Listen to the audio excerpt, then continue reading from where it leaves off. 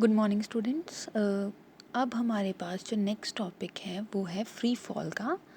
और free fall को समझेंगे। फ्री फॉल को समझने के लिए सबसे पहले मैं कुछ आपको 3 स्टेप्स बताऊंगी। उन 3 स्टेप्स के साथ आपने एक छोटी सी एक्टिविटी परफॉर्म करनी है, या आप जहाँ पे भी अपने रूम में बैठ के आप इसे परफॉर्म कर सकते हैं। आप एक स्टोन ले लीजिए, आपके पास स्टोन नहीं है तो आप पेन या पेंसिल, इरेज़र या शार्पनर ले लीजिए। उसे आप ऊपर की तरफ फेंकेंगे, throw it upwards. It reaches a certain height. कुछ समय ऊपर जाने के बाद ना एक सर्टन हाइट पे जाके वो ऑब्जेक्ट जो आपकी पेंसिल आपने फेंकी, इरेज़र फेंका या शार्पनर फेंका, वो नीचे की तरफ वापस आ जाएगा। अब हम बात करेंगे कि ऐसा क्यों हुआ है। ये एक्टिविटी हमें समझाएगी कि फ्री फॉल की डेफिनेशन क्या होती है। देखिए, हमें ये पता है कि अर्थ जो है चीज़ों को क्या करती है, अट्रैक्ट करती है अपनी तरफ। अब इस फोर्स का नाम क्या होता है, gravitational force. Whenever object fall towards earth, जब भी कोई ऑब्जेक्ट अर्थ की तरफ जो है वापस आ रहा है, अर्थ की तरफ अट्रैक्ट कर रहा है, तो अगर सिर्फ ग्रेविटेशनल फोर्स ही रिस्पॉन्सिबल है उसे अर्थ की तरफ लाने के लिए, तो उस तरह की जो ऑब्जेक्ट्स होते हैं जो सिर्फ अर्थ की ग्रेविटेशनल फोर्स की वजह से ही नीचे आ रहे हैं वापस, उसको बोलते हैं फ्री फॉल। ठीक है। Free fall means if a body falling down under the effect of gravitational force only. Let me again speak it. If an object falling down under the effect of gravitation force only is known as free fall. तो ये आपकी होगी definition. अब आपके पास एक question देती हूँ मैं। क्या जब यहाँ पे आप खड़े थे, ठीक है, ये आप हैं, आपने इरेज़र जो थी ऊपर फेंकी, और वो ऊपर फेंकी जब आपने, अब वो धीरे धीरे नीचे की तरफ आ रही है, तो बच्चों क्या डाउनवर्ड आते समय इस ऑब्जेक्ट की या इस इरेज़र की जो वेलोसिटी है वो चेंज होगी? ये आपका क्वेश्चन है मेरी तरफ से। तो बेटा क्वेश्चन मेरा यही था कि अगर आप कोई ऑब्जेक्ट को ऊपर आपने फेंका और वो नीचे आ रहा है, क्या उसकी वेलोसिटी जो है वो चेंज होगी? While falling there is no change in the direction. अब देखो, अगर आपने ऑब्जेक्ट को ऊपर की तरफ फेंका तो आ तो वो नीचे की तरफ ही रहा है, उसकी डायरेक्शन तो चेंज होगी नहीं। तो लेकिन क्या ऐसी चीज़ कोई चेंज होगी, क्या उसकी वेलोसिटी चेंज होगी? यस। जब भी ऑब्जेक्ट हम डाउनवर्ड फॉल करवा रहे हैं, डाउनवर्ड कोई ऑब्जेक्ट आ रहा है, उसकी जो वेलोसिटी है वो कॉन्टीन्यूसली इंक्रीज़ कर रही है, क्योंकि अट्रैक्ट कर रहा है ना, अर्थ की ग्रेविटेशन उसे अपनी तरफ अट्रैक्ट कर रही है। ठीक है। यहाँ पे देखिए, when ever an object fall towards the earth, जब भी कोई ऑब्जेक्ट अर्थ की तरफ आ रहा है वापस, एक्सेलरेशन आ जाती है। अब एक्सेलरेशन की तो मैंने बात की ही नहीं, अब एक्सेलरेशन वर्ड कहाँ से आ गया?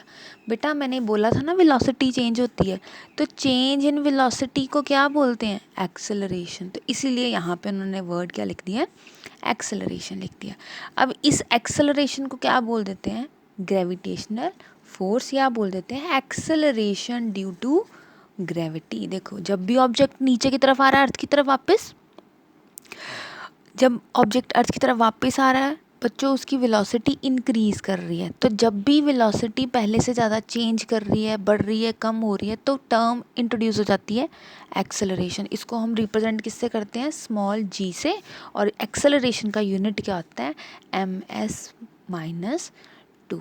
अब हम फॉर्मूला डराइव करेंगे with the help of second law of motion.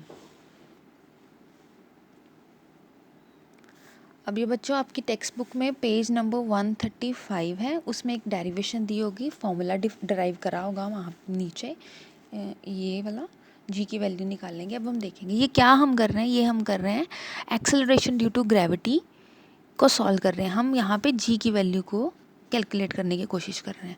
तो देख लेते हैं यहाँ से। सबसे पहले हमें सेकेंड लॉ ऑफ मोशन पता है। सेकेंड लॉ ऑफ मोशन क्या होता है? F equals to M A. F means force, M mean mass, A means acceleration. And अब देख लेते हैं कि अगर हमारे पास कोई ऑब्जेक्ट है जिसका मास है m, अब हमें पता है कि उसके पास एक्सेलरेशन है क्योंकि वो नीचे की तरफ फॉल कर रहा है, और उसके पास जो है वेलोसिटी उसकी बढ़ रही है। अब हम ग्रेविटेशनल फोर्स को कैसे रिप्रेजेंट कर रहे हैं? जी को। अब आपको ये पता होना चाहिए कि जी और ए अब सेम है इस केस में। क्यों? ग्रेविटी की वजह से ही तो एक्सेलरेशन जो थी वो वेलोसिटी चेंज हो रही थी और एक्सेलरेशन आई थी। तो हम यहाँ पे ये मान के चलते हैं कि हमारे पास जो ग्रेविटेशनल फोर्स है उसको हम जी से रिप्रेजेंट करेंगे, फोर्स को एफ से करेंगे। अब देखिए acceleration due to gravity, acceleration due to gravitational force जो हमने डेफिनेशन ऊपर करा था, तो उसमें उसकी वजह से क्या हो जाता है, ए की वैल्यू किसके इक्वल हो जाती है, जी के इक्वल। अब हमारे पास फॉर्मूला क्या था सेकंड लॉ का, F equals to M A. अब हमने कहा है कि जी किसके इक्वल है, ए के इक्वल है, तो ए की जगह क्या आ जाएगा, ये जी बन जाएगा। ठीक है, अब एक एफ का formula F equals to M G और एक हमारे पास फॉर्मूला था G M over D square. ये आपको याद होगा, यूनिवर्सल लॉ जो हमने किया था डराइव, वहाँ पे हमने किया था।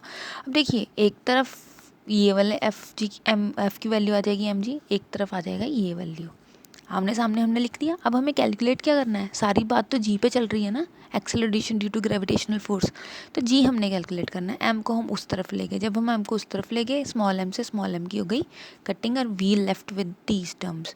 जी यहाँ पे ग्रेविटेशनल कांस्टेंट है, एम है मास ऑफ द अर्थ और डी है distance between the earth and the object which we are following. अब देखिए यहाँ पे आ गए हम, अगेन हमने जो है वैसे तो हमारा फॉर्मूला हम यहाँ पे डराइव कर चुके हैं, लेकिन हम कुछ चेंजेस करेंगे। अब हम देखेंगे डी को रिप्लेस कर देंगे आर से। आर क्या हो जाएगा, देखिए ये अर्थ था, अर्थ के सेंटर से हमने डिस्टेंस देखा, तो ये जो डिस्टेंस हम पहले डी ले रहे थे ना, अब हम उसको अर्थ का रेडियस मान लेते हैं और हम लिखेंगे आर। तो ये डी की जगह रिप्लेसमेंट आ गई आर स्क्वायर की। जैसे हमें पता है कि अर्थ जो है परफेक्टली स्फेयर नहीं है, ठीक है, तो इसलिए क्या होगा, रेडियस जो होगा ना वो अर्थ का इंक्रीज़ करेगा पोल्स की तरफ। पोल्स की तरफ क्या होगा, रेडियस जो है वो इंक्रीज़ कर सकता है, करता ही है एक्चुअली। ठीक है, एंड जी की वैल्यू कहाँ ज़्यादा होगी, जी की वैल्यू ग्रेटर हो जाएगी पोल्स पे देन द इक्वेटर। एंड बेटा आई होप आपको ये जो डेरिवेशन है पेज नंबर 135 पे, इस पर अब कोई प्रॉब्लम नहीं आएगा। हमने सिर्फ इस यहाँ पे ये फॉर्मूला जो है वो डराइव करना था। अब नेक्स्ट हमने यहाँ पे क्या किया है, सिर्फ डी को रिप्लेस कर दिया आर से, क्योंकि हमने कंसिडर कर लिया है कि R is the radius of the earth. इसके बाद हम जैसे हमने जी की वैल्यू कैलकुलेट करी थी ना 6.673 वाली, इसी तरह से हम स्मॉल जी की वैल्यू को अब कैलकुलेट करेंगे नेक्स्ट। Thank you.